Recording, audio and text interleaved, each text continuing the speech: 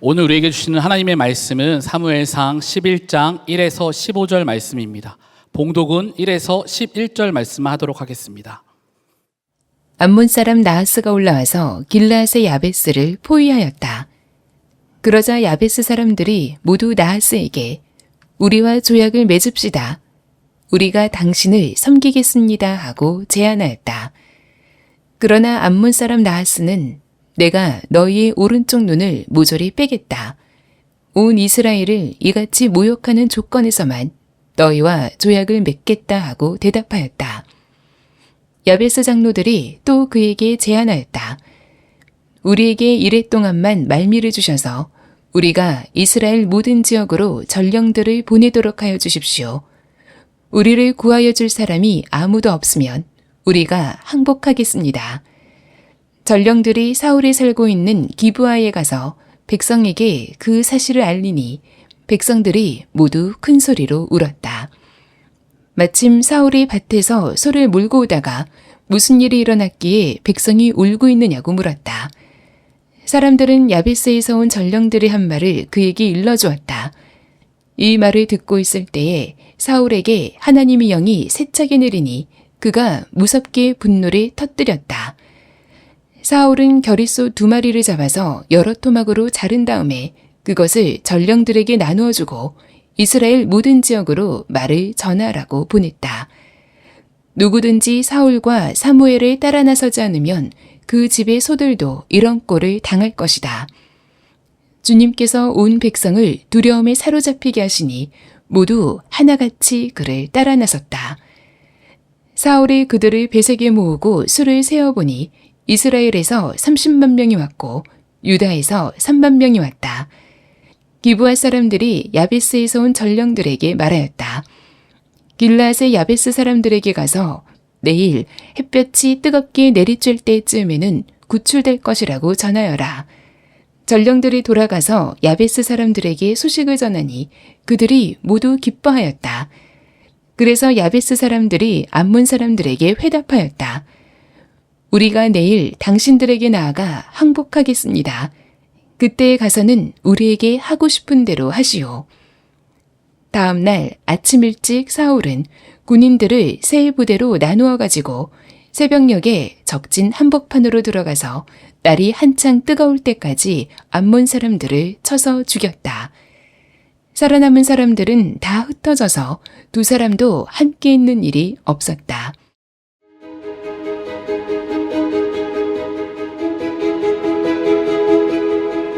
예수님은 우리에게 생명을 주시기 위해 단지 말한 것이 아니라 우리와 같은 사람의 모습으로 우리에게 복음을 증거하신 것입니다.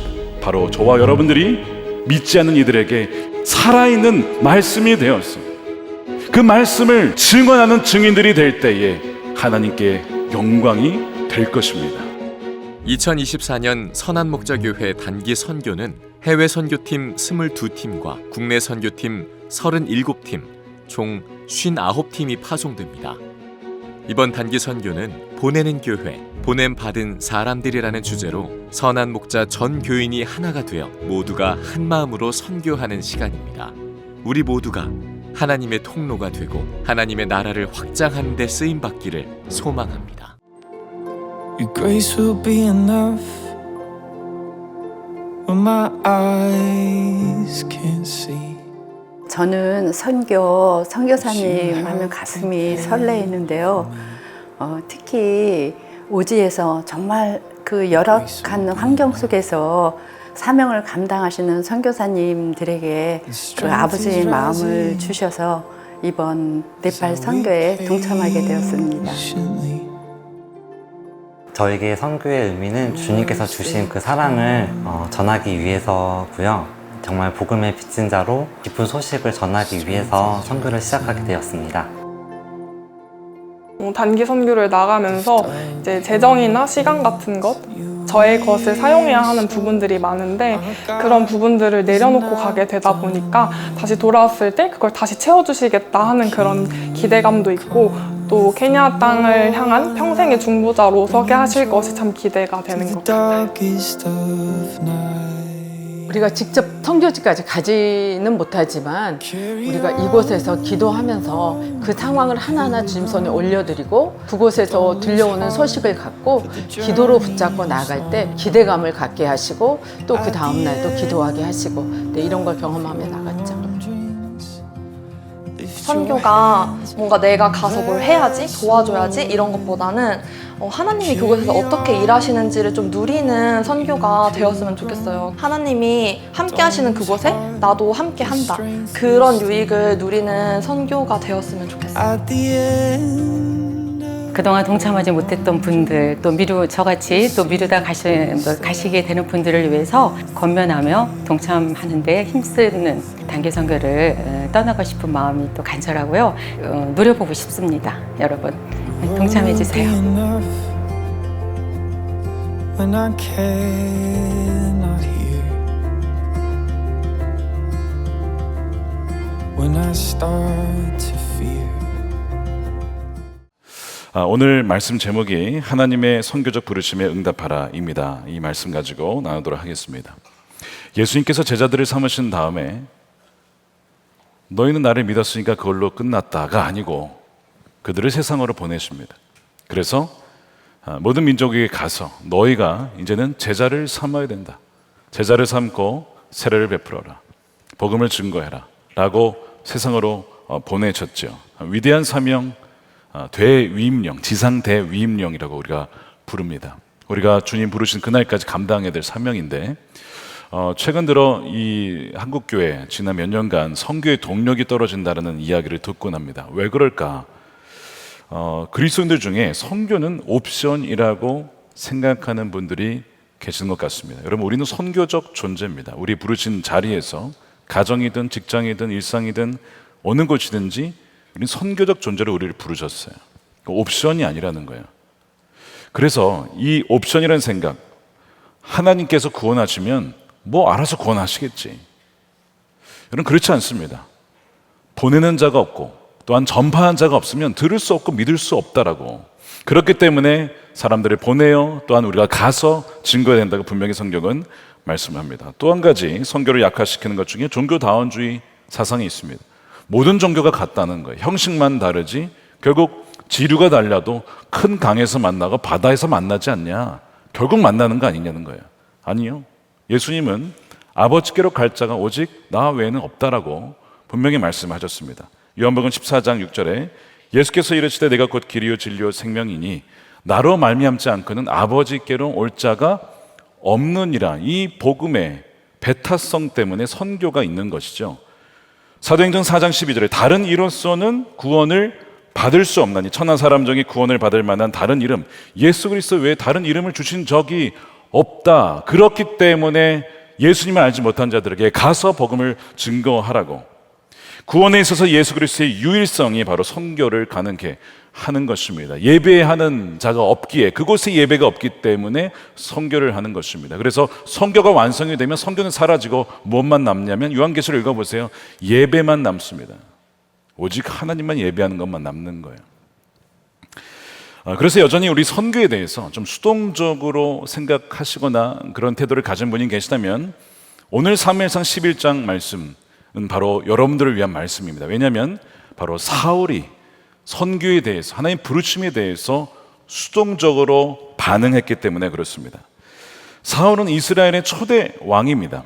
그리고 이스라엘은 하나님이 택하신 제사장적 나라라고 출애굽기 19장에 하나님 말씀하시면서 너희는 내 소유다. 그래서 이제는 너희는 모든 민족에게 나를 증거할 사명을 갖고 있다. 이제는 그 이스라엘의 사명이 이스라엘만이 아니라 이제는 교회라고 하는 새로운 이스라엘 하나님 백성들에게 그 사명이 또한 주어졌죠.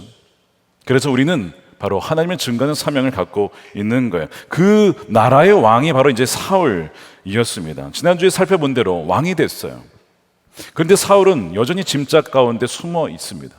그래서 사무엘의 지파들을 불러 모아다가 제비를 뽑아서 사울이 왕이 되었음을 선포합니다. 하나님이 택하신 왕이다. 자, 그 다음이 이제 11장 내용이에요. 그가 어떻게 되었을까요? 왕이 되었어요. 그가 기브아라고 하는 자기 고향으로 돌아가서 농사를 짓습니다. 하던 대로 소를 몰면서 농부로서의 역할을 다시 감당을 해요. 사울이 이렇게 하는 것은 그가 어떤 사람이 보면 참 그가 서민적이다, 그가 참 겸손하다 이렇게 말할 수 있지만 여러분 그게 아닙니다. 사울은 내가 왕인데 뭘 해야 할지 모르는 거예요. 그래서 그 전에 왕이 없었어요.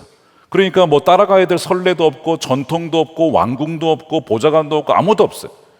그러니까 그냥 원래 하던 대로 농사나 짓자, 그렇게 농사를 짓고 있었던 것입니다. 하나님은 사울에게 농사를 더 잘 지을 수 있도록 기름 부은 게 아니고 왕으로 세운 게 아니라 그에게 왕으로서의 사명. 여러분, 우리가 왕 같은 제사장입니다. 우리가 제사장적 사명을 감당하기 위해서 우리에게 성령을 부어주신 거예요. 그래서 사울은 그 부름을 받았지만 여전히 알지 못한 채 있었습니다. 자, 그런데 오늘 11장에 한 사건이 터져요. 요단 동편에 살았던 지파들이 있었고, 그 또 더 동편을 가면 암몬 족속이 살고 있었는데 그들이 길앗 야베스라고 하는 지역을 침공해서 포위를 하게 된 겁니다. 그런 위기 상황이 발생한 거예요. 이 암몬 족속은 누구냐면 여러분 잘 아시는 아브람의 조카인 롯이 소돔과 고모라에 갔다가 살아남죠. 가까스로 살아남습니다. 두 딸이 살아남았어요. 함께 그 두 딸 사이에서 자녀를 낳아요. 그의 후손들이 암몬입니다. 암몬. 그래서 이러한 어떤 역사 때문에 이스라엘 족속은 암몬을 별로 이렇게 존중하지 않았습니다. 그렇다 보니까 암몬도 이스라엘을 안 좋아했어요. 그래서 서로 사이가 좋지 않습니다. 그래서 암몬은 늘상 이 이스라엘을 침공하곤 했었습니다. 그렇게 괴롭힘을 당하다가 사사기에 읽어보면 입다라고 하는 사사가 나오죠. 입다가 바로 이 길앗 출신입니다. 이 입다가 하나님의 영을 받고 성령으로 충만하여 이 암몬을 이기죠. 그러면서 암몬에 있었던 그 20곳에 되는 도시를 점령한 적이 있었어요. 이렇게 계속 서로 사이가 좋지 않았던 것입니다. 그런데 시간이 흘러서 입다 죽었고 시간이 많이 흘러서 다시 그 암몬이 길앗 야베스를 쳐들어온 것인데 이길 수가 없는 거예요. 그래서 항복을 조건으로 하되 조약을 맺자는 거예요.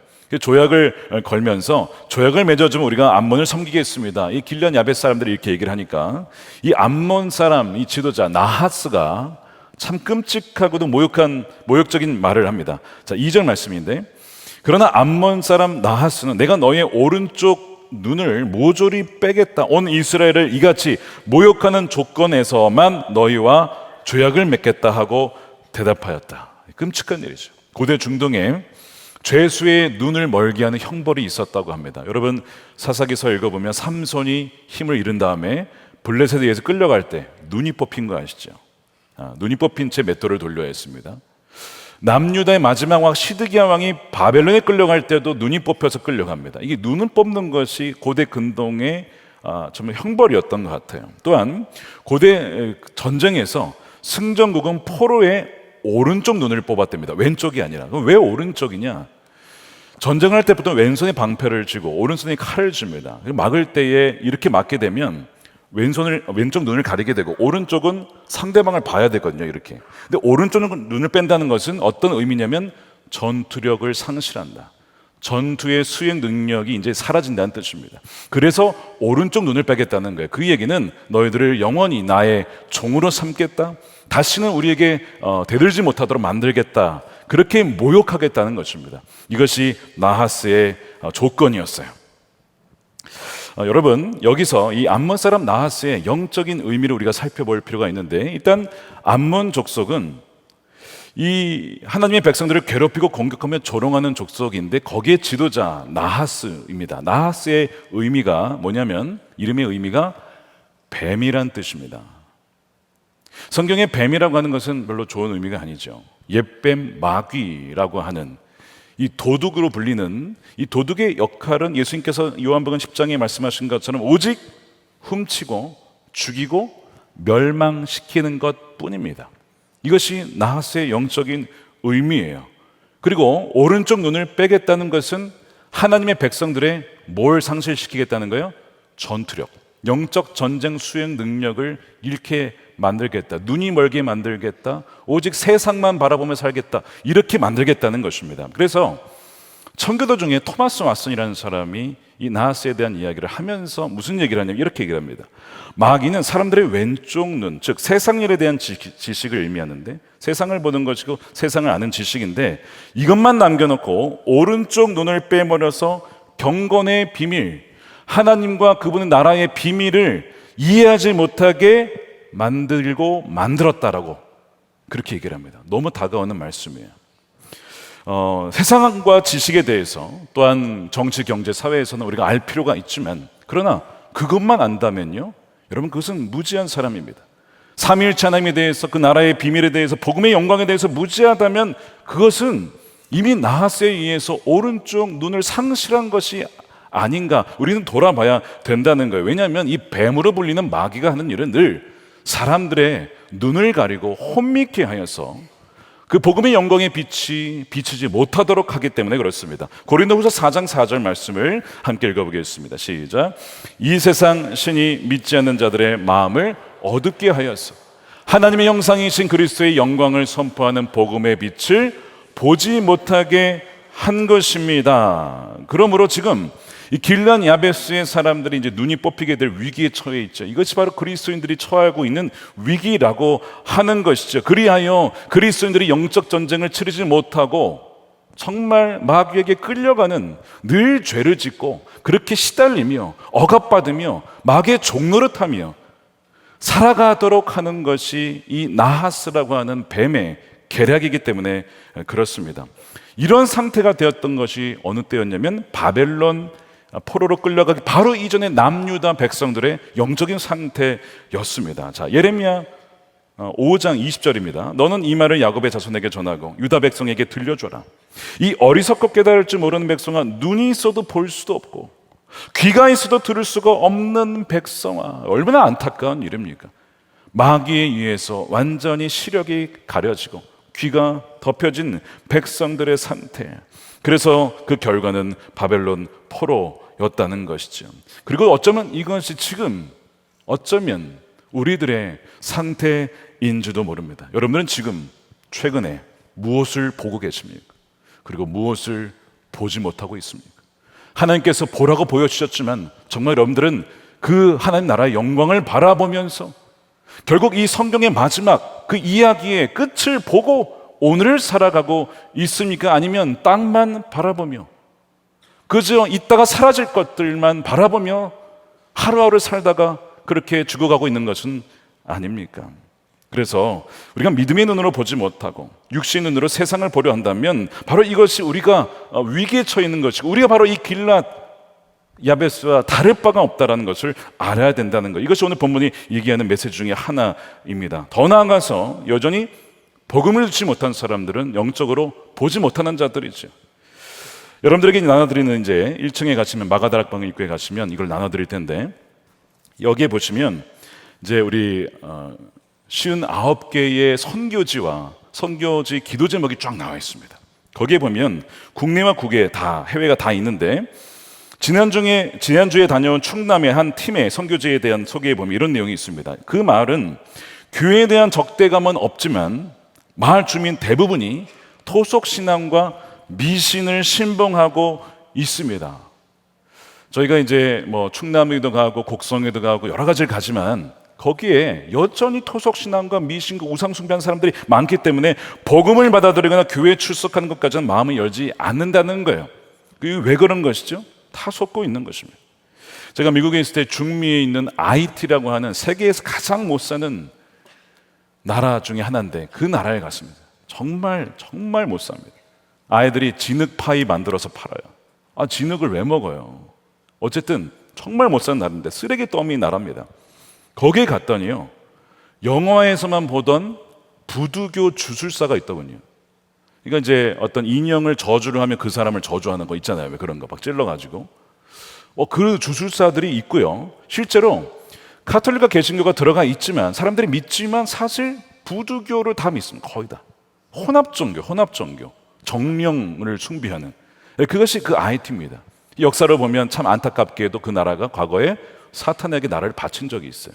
그래서 그랬는지 정말 그 어두운 영의 지배를 당하고 있는 그 나라인 것을 보았습니다. 눈이 있고 귀가 있어도 보지 못하고 듣지 못하는 이유는 바로 이 나하스라고 상징되는 옛뱀이 사람들의 눈과 귀를 가리고 속이고 있기 때문에 그런 것입니다. 이 나하스가 사람들이 옳은 눈을 뽑겠다라고 하니까 이 야벳의 장로들이 나하스에게 제안을 합니다. 7일간의 시간을 달라는 거예요. 시간을 달라. 그리고 우리가 전령을 보내겠다는 겁니다. 그것이 3절입니다. 야벳 장로들이 그에게 이르되 우리에게 이래 동안 말미를 주어 우리가 이스라엘 온 지역에 전령들을 보내게 하라. 만일 우리를 구원할 자가 없으면 내게 나아가리라 항복하겠다는 것입니다. 그런데 지금 뭘 요청하고 있습니까? 폭압과 폭력에서 위기에 처한 야벳 사람들은 지금 자신들을 구원할 구원자를 찾고 있는 것이죠. 구원자가 누굽니까? 바로 여호와 하나님이죠. 하나님 우리를 구원해 주십시오라고 지금 외치고 있는 것인데 사실상 여기 나와 있는 선교지에 그게 충남이든 그게 전남이든 전북이든 어디든 간에 해외든 간에 거기에 있는 사람들이 사실상 영혼들이 외치는 것이 우리를 구원해 주십시오. 우리를 살려 주십시오.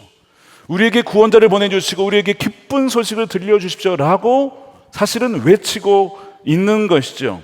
그래서 이번에 우리 교회에 59개 팀이 응답하여 국내든 해외든 나아가게 되는 것입니다. 여러분들은 어떻게 반응을 하시겠습니까? 이 야벳 사람들 구원 요청에 대해서 하나님이 어떻게 응답을 하시냐면 밭갈던 사울을 부르십니다. 사울을 부르세요. 야벳의 전령들이 이 사울이 살고 있는 기브아라는 곳에까지 왔어요.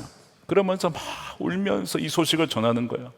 우리가 이제 눈이 뽑히기 직전이라고 온 민족이 다 우리 사람들이 눈이 뽑히기 위기에 처해 있다라고 얼마나 서러울까, 얼마나 무서울까, 얼마나 두렵겠습니까? 아니 이런 잔인한 짓을 저지른 것이 사람이겠습니까? 사울이 이제 소를 몰며 밭을 갈다가 이 충격적인 소식을 듣는 거예요. 그런데 왜 사울에게 왔냐? 길르앗 야베스의 족속과 이 사울이 속해 있는 베냐민 지파는 깊은 연관이 있습니다. 사사기에서 뒷부분에 보시면 내전이 벌어져요. 베냐민 지파를 상대로 다른 지파가 연합해서 멸살시키려고 합니다. 그때에 거의 그냥 사라질 뻔하였던 이 베냐민 지파를 살린 것이 길르앗 야베스의 여인들이 가서 그들과 남자들과 결혼해서 지파가 존속이 됩니다. 겨우 살아남아요. 그 후손이 누구예요? 사울입니다. 그러니까 길르앗 야베스와는 이 베냐민 지파는 약간 사단 관계, 하여튼 가족 관계인 거 마찬가지인 것이죠. 그래서 이 기브아에 있던 사울에게 도움을 요청하러 온 것입니다. 이 놀라운 소식을, 충격적인 소식을 들었을 때 사울이 어떻게 반응하냐면 6절 말씀에 이 말을 듣고 있을 때 사울에게 하나님의 영이 세차게 내리니 하나님의 영이 임한 거예요. 그리고 그가 무섭게 분노를 터뜨렸다. 여러분 좀 이상한 점을 발견하셔야 됩니다. 하나님의 영이 임했는데 분노를 했다. 분노는 죄 아닙니까? 맞습니다. 성을 내는 것은 하나님의 의를 이루지 못한다라고 했고 모세도 그것 때문에 가나안 땅에 돌아가지 못했습니다. 분노는 그 사람의 영을 잠식하고 서서히 죽이는 치명적인 죄가 될 수 있어요. 그런데 어떻게 하나님의 영이 임했는데 분노가 임할 수 있겠습니까? 여러분 아셔야 될 것이 모든 분노가 악한 것은 아닙니다. 마치 분노는 불과 같아서 불이 부엌에 있으면 요리하는 아주 좋은 것이죠. 유익한 것입니다. 그러나 부엌 바깥으로 불이 나오면 집을 다 전체를 다 태울 수가 있는 위험한 것인 것처럼 악한 분노가 있다면 선하고 거룩한 분노가 있다는 거예요. 이 분노라고 하는 것은 하나님의 사랑의 성품만이 아니라 공의라고 하는 성품에서 비롯되는 것이 바로 이 진노입니다. 왜냐하면 하나님은 불의를 참지 못하시는 분이시기 때문에 그런 거예요. 로마서 2장 8절에 하나님께서 이기심에 사로잡혀 진리를 거스르고 불의를 따르는 사람에게는 어떻게 해요? 진노와 분노를 쏟으실 것입니다. 하나님은 공의로우신 분이십니다. 그래서 분노가 일어나는 거예요. 그래서 오히려 불의한 상황을 대해서 그걸 보고도 적절하게 분노하지 못한다면, 즉 분노의 부재는 문제가 될 수 있는 것입니다. 불의에 분노하지 못한다면 하나님의 공의가 세워지지 않기 때문에 그런 것이죠. 그런 점에서 선하고 거룩한 분노는 무기력하게 억압당하고 폭력을 당하는 이들의 권리를 지켜주고 하나님의 은혜가 구현될 수 있는 통로가 될 수 있다는 점에서 그리스도인들에게는 이런 선하고 거룩한 분노가 있어야 된다는 거예요. 그래서 하나님의 영이 임하였을 때 사울에게 바로 이 거룩한 분노가 임했던 것입니다. 바로 이 나하스에 대하여서 불의한 나하스에 대한 분노였던 것이죠. 그것이 정의를 행할 수 있는 원동력이 됩니다. 성경에 하나님께서 우리에게 구하시는 것이, 원하시는 것이 있다라고 말씀해요. 그게 뭘까? 명확하게 나온 구절이 있는데 미가서 6장 8절입니다. 우리 함께 읽어보겠습니다. 시작. 사람아, 주께서 선한 것이 무엇임을 너에게 보이셨나니 여호와께서 너에게 구하는 것은 오직 정의를 행하며 인자를 사랑하며 겸손하게 내 하나님과 함께 행하는 것이 아니냐. 겸손히 하나님과 동행하는 것, 우리가 자주 듣는 말씀이죠. 하나님과 동행하라고 분명히 말씀해요. 그거 우리에게 원하시는 거예요. 하나님께서 기뻐하시고 하나님께서 원하시는 건 무엇인지 주님과 교제하는 것, 이것이 하나님이 원하시는 것입니다. 그런데 그 이전에 정의를 행하는 것이 먼저 나오고, 두 번째 인자는 사람들에 대하여서 긍휼과 은혜의 마음을 가지고 대하라는 것입니다. 그러면서 정의를 행하라고 분명히 말씀하고 있어요. 이것이 오늘의 핵심 주제가 되겠습니다. 이 정의라고 하는 단어가 히브리어 미슈파트라고 되어 있는데, 이것은 인간을 공평하게 대한다는 의미를 갖고 있어요. 어떤 사람의 사회적 지위와 상관없이, 그 사람의 인종에 상관없이, 그 사람의 문화적 배경에 상관이 없이 각 사람에게 하나님께서 주신 그 권리를 지켜주라는 것이 미슈파트입니다. 그래서 하나님은 억압받고 고통당한 이들을 돌보시는 공의로우신 분이시고, 그것을 행하기를 우리에게 원하신다는 것이죠. 그것을 잘 표현하는 구절이 예레미야서 22장 3절인데, 여호와께서 이와 같이 말씀하시되 너희가 정의와 공의를 행하여 탈취당한 자를 압박하는 자의 손에서 건져주라는 거야. 누가요? 우리가 믿는 자들이 건져주라 이겁니다. 이방인, 고아와 과부 차별하지 말고 학대하지 말고 이곳에서 무고한 죄를 흘리지 않도록 하는 것이 나의 뜻이다. 그것이 나의 공의로운 하나님의 뜻이라고 말씀을 하는 거예요. 이것이 바로 왜 사울에게 하나님의 영이 임했을 때에 분노가 동시에 터졌는지를 설명해 주는 구절입니다. 지금 하나님은 사울아, 너가 가야겠다. 지금 억압당하고 오른쪽 눈이 뽑히기 직전에 그 불쌍한 길르앗 야베스의 사람들을 위하여서 너가 움직여야겠다. 언제까지 지금 밥 갈면서 있겠냐? 그것은 농사를 짓는 사람에게 맡기고 너는 너의 역할을 해야 된다라고 그를 일으키고 계시는 것이죠. 이것을 보고도 농사를 짓는 것이 내 뜻이 아니라 너가 지금 가기를 원한다는 거예요. 여러분, 우리가 하나님을 믿는다고 하면서 억압받는 사람들의 울부짖음과 외침을 외면한다면 우리는 이런 짓을 하는 것입니다. 세상으로 하여금 하나님이 얼마나 선하시고 위대하시고 공의로우신지, 긍휼이 많으신지 이 사람들이 알지 못하도록 그들의 눈을 우리가 가리는 겁니다. 이해하시겠습니까? 우리가 침묵할 때, 우리가 움직이지 않을 때, 우리가 순종할 때 사실상 우리는 그들의 눈을 가리는 것, 그런 점에서 나하스와 크게 다르지 않을 수도 있어요. 그래서 주님은 움직이라, 순종해라, 너가 가야겠다라고 말씀을 하시고 그에게 이미 기름을 부으셨고 하나님의 성령으로 충만하게 그에게 임하게 되는 것입니다. 그 동일한 성령이 저와 여러분들에게 부어진 줄로 믿습니다. 그러므로 저와 여러분도 주님께서 부르시는 거예요. 우리는 하나님의 사랑을 받았기 때문에 그 사랑을 빚진 자로서 또한 그 이웃을 사랑하기 때문에 선교한다라고 말합니다. 맞는 얘기예요. 그러나 동시에 오늘 말씀에 의하면 불의를 기뻐하지 않는 것도 선교의 원동력이 된다는 것이죠. 그것이 사랑이라는 것입니다. 왜냐하면 고린도전서 13장의 사랑은 불의를 기뻐하지 아니하고 진리를 기뻐한다. 공의가 세워지는 것을 기뻐하는 것이 사랑이라고 분명히 말씀하죠. 미시파트를 행하는 것이 곧 사랑이라고 말씀하고 있어요. 이것이 또한 선교라는 것입니다. 사울에게 하나님의 영이 임합니다. 분노하면서 그가 몰던 2마리 소를 다 조각을 내서 지파에게 다 보냅니다. 그러면서 사울과 사무엘을 따르지 않냐면 이런 꼴을 당할 것입니다 라고 하자 온 전역에서 이스라엘에서만 30만 명, 유다에서만 3만 명, 총 33만 명의 하나님의 군대가 베색이라고 하는 곳에 집결이 됩니다. 그동안 서로 사울이 왕이네 마네 서로 막 갈라져 있던 지파들이 지금 성령의 감동에 의해서 하나 되게 되는 거예요. 여러분, 성령은 하나 되게 하시는 분이십니다.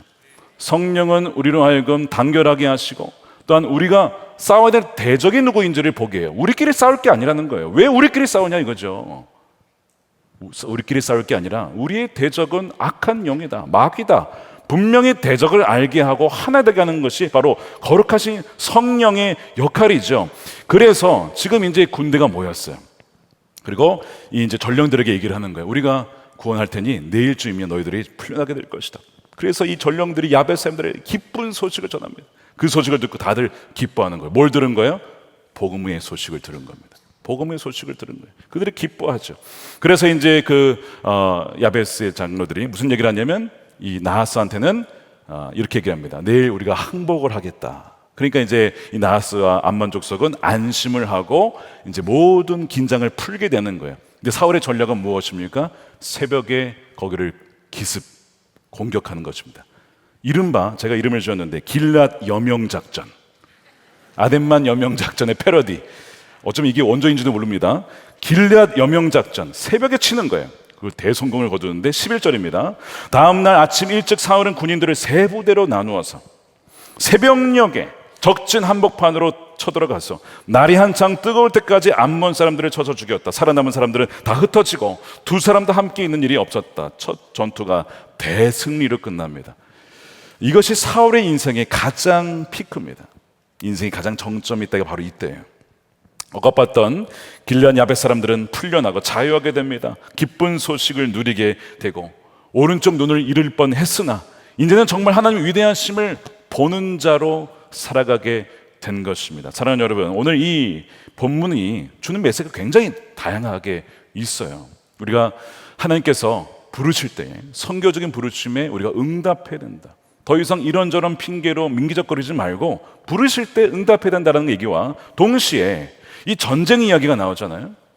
우리의 삶이 어떠해 보이든지 영적인 차원에서 하나님의 백성은 늘 전쟁터에 있다는 사실을 여러분 아셔야 된다는 겁니다. 끊임없이 나아서는요, 호시탐탐 우리의 오른 눈을 가리워서 경건의 비밀, 복음의 비밀, 예수 그리스도를 바라보지 못하도록 하기 때문에 우리는 깨어 있어야 된다는 거예요. 그래서 사도 바울이 무슨 얘기를 했습니까? 우리의 싸움은 혈과 육에 대한 것이 아니다. 세 번역에는 우리의 싸움은 인간들을 상대하는 것이 아니라고 이렇게 번역을 했는데 우리가 개정판으로 읽어보겠습니다. 에베소 6장 12절 함께 읽겠습니다. 우리의 싸움은 혈과 육을 상대하는 것이 아니요 통치자들과 권세들과 이 어둠의 세상 주관자들과 하늘에 있는 악의 영들을 상대함이라. 지금 악한 영들에 사로잡혀 있는 이들이 얼마나 많은지, 가족 중에, 그렇죠? 이 국내에도 해외는 말할 것도 없이 악한 영들에 사로잡혀서 죽어가는, 눈이 뽑힌 채 살아가는 이들이 얼마나 많습니까? 그들을 사랑하는 마음과 동시에 거룩한 분노로 우리가 순종하여 나아가야 된다는 거예요. 하나님 지금 우리를 그렇게 부르신다는 것입니다. 우리는 할 수 없지만 누가 계시기 때문에? 성령이 우리와 함께 계시기 때문에 순종하는 자를 통하여서 하나님 우리에게 승리를 주신다는 것입니다. 최근에 한 가정에게 있었던 일을 익명으로 나누면서 좀 나누려고 하는데요. 이 여자 성도님의 남편 가정의 얘기를 들으면 참 마음이 아파요. 젊은 시절에 한 20대 초반에 어머니가 자살을 했어요. 스스로 목숨을 끊으셨어요. 그걸 보았던 남편 얼마나 충격했을까, 아버지가. 그러니까 아버지는 도박과 유흥에 빠지시면서 가정을 포기한, 완전 버려버렸어요. 남겨진 것이 남편과 여동생 둘만 남게 된 거예요. 또 이제 어렵게 자라왔는데 살면서 이 남편에게 정말 죽을 뻔했던 일, 교통사고 여러 가지, 여러 차례 많았는데 참 기적적으로 살아남게 되었다고 해요. 하나님이 살려주신 거죠. 근데 여동생도 비슷한 사건을 계속 겪습니다. 죽을 뻔한 일을 계속 겪어요. 근데 어쨌든 살아남았어요. 그러다가 지금의 아내를 만나고 믿음이 들어가게 되면서 저희 교회 등록을 하고 지난달에 남편이 세례를 받습니다. 그러니까 이 가정에 정말 여명이 비치는 그런 순간이었어요. 그럼 누가 남았어요, 이제? 여동생이 남았잖아요. 근데 이제 이 남편의 아내 되신 분이 자신의 온 가족과 남편의 가정을 복음하는 것이 그의 사명이라고 그렇게 여기시는 분이에요. 근데 어떻게 이제 그 소식을 들었는지 최근에 전화가 왔습니다. 여동생이 전화가 와서 통화를 하는데 울면서 자신의 상황이 어려우니까 울면서 막 이런저런 상황을 토로하다가 나도 예수님 믿어야 될까? 나도 하나님 믿어야 되나? 그러니까 이제 얘기를 하는 거예요. 아가씨도 예수 믿어야 돼요. 아가씨도 복음을 받아들여야 됩니다. 이제 이렇게 얘기를 했어요. 근데 여러분 이제 이게 듣다 보니까 처음에는 그럴까 하다가 왔다가 횡설수설 하더니 갑자기 목소리가 바뀝니다. 그리고 그 전화 옆에 있었던 남편에게 이런 얘기를 하는 거예요. 야, 너 왜 세례받았어? 얘는 내 거야. 무슨 얘기인지 아시죠? 그 안에 악한 영이 들어가 있는 거예요. 여러분, 악한 영은요, 어지간해서 잘 정체를 밝히지 않아요. 이제 금요 성령 집회 때도 이제 기도하러 오시면 보면 귀신이 있는데도 정체를 잘 드러내지 않습니다. 마지막에 자기가 어쩔 수 없으면 드러내는데 거기에서 보니까 지금 위기 상황인 거예요. 이제 그 오빠가 예수님 믿었어요. 가족들이 점점 믿게 돼요. 그러니까 그 위기감을 느끼고 그 자기도 모르게 정체를 탁 밝혀버린 것이죠. 그래서 3시간가량 복음을 증거하고 했는데도 막 신랑이 하다 결국 전화기로 끊어지고 맙니다. 전화로는 한계가 있었던 거예요. 그 이후에 이 남편과 아내 되신 분이 무슨 일을 하냐면 속장님, 지역장님, 속원들 기도 부탁을 합니다. 왜요? 여동생 복음 전하러 가야 되니까. 지방에 살거든요. 가겠다 이거예요. 기도해달라 이거예요. 교구 목사님 찾아갑니다. 전사님 찾아갑니다. 그리고 저에게도 찾아오셨어. 목사님 기도해 주세요. 제가 토요일 날 그 동생에게 가는데 저희 힘으로는 할 수 없습니다. 저에게 성령으로 충만할 수 있도록 기도해 주세요. 그래서 제가 그 두 분에게 안수 기도를 해드렸어요. 안수 기도를 해드린다면 말씀드렸습니다. 두려워하지 마십시오. 우리 안에 계신 분이 그 안에 있는 악한 영보다 크시고 강하십니다. 두려워하지 마십시오. 담대하십시오. 복음을 선포하시고 예수 그리스도의 보혈을 선포하시고 기도와 말씀으로 물리치십시오. 악한 영이 떠나갈 것입니다. 그리고 그분을 파송을 한 거예요. 그게 지난 금요일 저녁이었습니다. 그리고 토요일 날 지방으로 그들이 뭐 한 거예요? 선교 간 겁니다. 그래서 저는 계속 어제 생각이 나는 거예요. 계속 하나님 기도하게 하시고 그 가정을 하나님께서 구원해 주시고 여동생을 구원해 주시고 그러다가 이제 남편이 어제 아마 저녁에 퇴근해서 내려간 것 같아요. 저녁에 도착을 해서 오지 말라는 거 그냥 간 겁니다. 밤을 지나서 새벽까지 치열한 영적 전쟁이 있었어요. 치열한 영적 전쟁. 그러다가 오늘 새벽에 여동생이 예수님을 영접했습니다. 할렐루야, 할렐루야. 정말 하나님께서 새벽에 승리를 주신 거예요. 새벽에. 오늘 저도 아침에 그 소식을 들었어요. 여러분, 참 이분이 지혜로운 게 뭐였냐면 뭐 한 겁니까? 연합군을 형성한 거예요. 동역자들에게 기도 부탁하면서. 그러니까 온 교회가 같이 연합을 해서 대항을 한 것이죠. 누구에게? 나하스에게 사로잡혀서 죽어가는 그 영혼들을 구출하러 간 것입니다. 치열한 전쟁이 있었지만 하나님은 그 영혼을 구원해 주셨잖아요. 근데 오늘 말씀에 보면요, 사울이 이날의 승리의 공로를 하나님께 돌립니다. 자, 보십시오. 오늘 일어난 일이에요. 오늘은 주님께서 이스라엘 백성을 구원하여 주신 날이요. 아멘이죠. 주께서 우리에게 승리를 주셨네. 오직 나의 믿음 주께 있네 아닙니까? 그래서 그 가정을 건져 주신 것입니다. 사랑하는 여러분, 우리의 선교의 동력은 사랑이면서 동시에 악한 영에 대한 거룩한 분노가 선교에 또한 원동력이 됩니다. 지금 하나님은 우리가 일어나서 우리 가정으로, 직장으로, 우리의 국내 선교로, 해외 선교로 가라고 말씀하시고 우리를 부르고 계십니다. 하나님의 선교적인 군대를 일으키고 계시는 것이죠. 그래서 나스로 상징되는 뱀에 의해 속박받고 억압받고 있는, 속고 있는 이들을 구원하라고 우리를 부르시는 것입니다. 그래서 올해 59개 팀이 이제 선교지에 가게 되고, 그래서 순종하고 가게 되는데, 여러분 못 가셨다면 괜찮아요. 내년에 가시면 됩니다. 내년에. 그리고 올해 못 가셨다면요, 이 책자 가지시고 날짜별로 돼 있고, 그래서 어느 날짜에 어느 팀이 가는지 다 나와, 기도 제목이 나와 있어요. 이거 하나하나 읽으시면서 여러분들이 기도로 동참하면 하나님은 여러분들도 그 선교적인 사명에, 또한 그 군대에 참여한 것으로 여겨주시겠다는 것입니다. 그러므로 빼먹지 마시고 꼭 챙겨가셔서, 선교팀원들을 위해서, 또 오늘도 온라인교회 출발하거든요. 위에서 기도하십시오. 그럴 때에 그 선교지에 억압받고 있었던 영혼들이 풀려나고 보게 되어지고 예수 그리스도의 영광을 맛보게 되어지는 놀라운 구원의 역사가 이번 여름에 일어나게 될 줄로 믿습니다. 그 놀라운 부르심에 동참하시는 저와 여러분들이 되시기를 주님의 이름으로 축원드립니다. 우리 함께 기도하겠습니다.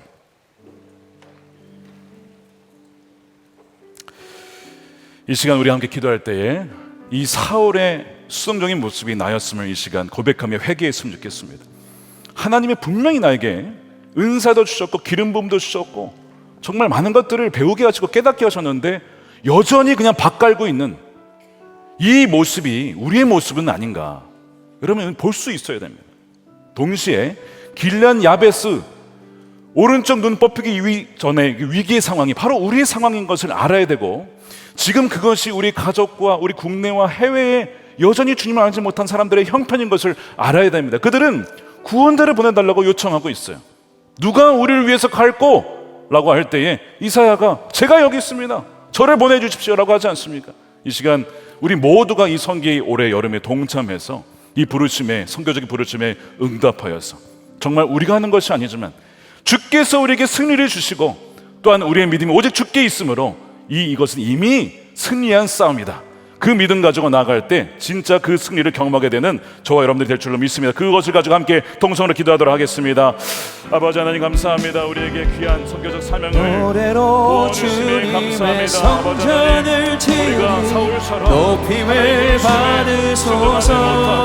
수동적으로 이스라엘 찬송 중 거하신 주를 거룩하신 나아가기를 담대하게 하나님의 군대가 되어서 주여 가라고 하신 곳에 나아갈 때에 잃어버린 영혼들, 죽어간 영혼들을 살리는 놀라운 역사를 보게 될 줄로 믿습니다. 하나님, 우리와 함께 하신 주님, 성령을 우리와 붙잡으시고 우리와 함께 하신 감사를 드리니 모든 필요함과 염려를 내려놓고 하나님, 우리가 이곳에 섰으니 이 땅을 치유하소서. 하나님, 우리가 어디에 있든지 주를 높이리라. 열방들아 주님을 송축할지어다. 그 발 아래 입 맞추라. 영원한 통치자 주 예수 그리스도, 그는 위대하시고. 살아계신 아버지 하나님, 살아계셔서 오늘도 하나님 말씀을 통해서 우리에게 깨닫게 하시고 우리의 무뎌진 마음을, 심령을 깨우게 하심에 감사합니다. 우리의 잊혀졌던 부르심을 다시 회복하게 하여 주옵소서. 우리의 나태했던 죄를 회개하오니 주여 우리가 순종함으로 열심을 내어 주의 부르심에 응답하여 그 선교적 사명에 참여하는 자, 그리하여 주님이 오실 길을 예비하는 하나님의 백성들이 다 되게 하여 주시옵소서. 우리 눈이 뽑힌 채에 보지 못한 채 살아가는 것이 우리가 아닌지를 돌아봅니다. 영적인 전투력을 상실한 채 그저 마귀가 주는 대로 먹이는 대로 끌려다니며 죄의 쾌락과 유혹에 속아서 살아가는 이들이 있다면 주여 불쌍히 여겨주시고 그들을 아버지 그 악의 압제와 속임수와 포악에서 건져 주시옵소서. 아버지 하나님, 그들을 건져 주실 때에 그리하여 아버지 하나님, 그들도 우리도 정말 이제는 선교적 군대로서의 아버지 사명을 감당할 수 있도록 우리의 발걸음을 인도하여 주시고, 가는 곳마다 여호수아에게도 약속하셨던 것처럼 이미 너에게 주어진 땅이라고 그렇게 하나님 믿음으로 나아갈 때에 우리에게 승리케 하신 주님, 오직 우리의 믿음이 주께만 있으며 성령님만 의지하며 나아갑니다. 주여, 가는 곳마다 성령의 회복의 구원의 역사가 일어나게 하여 주시옵소서. 아버지, 9개 선교지와 팀을 기억하여 주시고 가는 발걸음과 모든 여정과 함께하여 주셔서 동행하여 주시고 안전하게 하시고 보호하여 주시기를 원합니다. 아버지 하나님, 또한 보내는 선교사로 중보기도로 함께 도우니 아버지, 우리 온 교우가 함께 이번 여름에 이 선교에 동참하여서 하나님의 나라가 이 땅 가운데 임하는 데에 귀하게 다 쓰임받는 통로가 다 될 수 있도록 크신 은총을 더하여 주시옵소서. 11조로 감사헌금으로 선교헌금으로 건축헌금으로 주님께 올려드립니다. 쏘이는 곳곳마다 생명의 회복 역사 일어나게 하시고 드리는 믿음의 손길 가운데 복을 더하여 주셔서 일마다 사업마다 기업마다 하나님 나라 위하여서 힘차게 일할 수 있는 힘과 능력을 더하여 주시옵소서. 아버지, 질병에 사로잡힌 자가 있습니까? 건강케 하시고 회복케 하여 주시고, 또한 아버지, 이 나라가 하나님을 경외하는 나라가 되게 하시며, 또한 남과 북이 속히 복음으로 통일되어 함께 예배하며 재단적 사명을 감당하는 이 한반도가 될 수 있도록 은총을 베풀어 주시옵소서. 땅끝까지 이르러 복음이 증거되어 주님이 다시 오시는 그날 참 잘하였다, 착하고 충성된 나의 종아, 내가 너에게 더 많은 것을 맡기리니 주인의 즐거움에 참여하여라. 이 귀한 아버지 음성을 모두가 듣는 하나님의 귀한 백성들이 다 되게 하여 주시옵소서. 감사하며 우리 구주 예수님의 이름으로 축복하며 기도드립니다. 아멘. 다 같이 일어나셔서 우리는 주의 움직이는 교회 찬양하며 봉헌 드리겠습니다.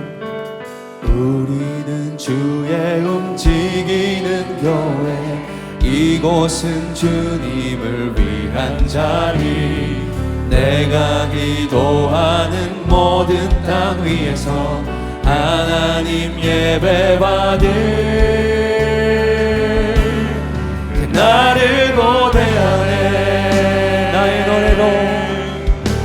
나의 노래로 주님의 성전을 지으리. 높임을 받으소서. 이스라엘 찬송 중 거하신 주님을 거룩하십니다.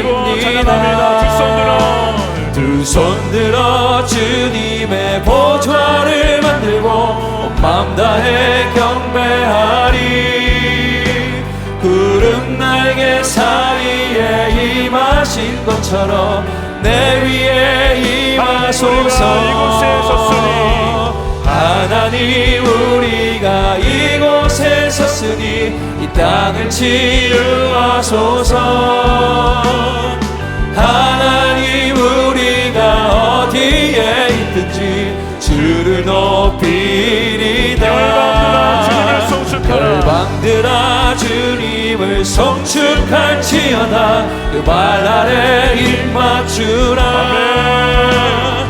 영원한 통치자 주 예수 그리스도, 그를 위대하신 왕.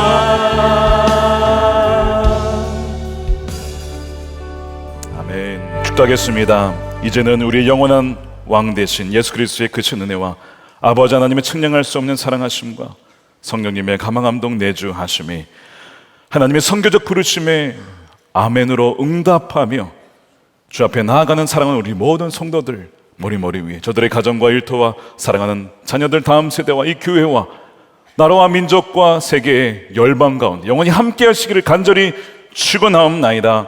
아멘.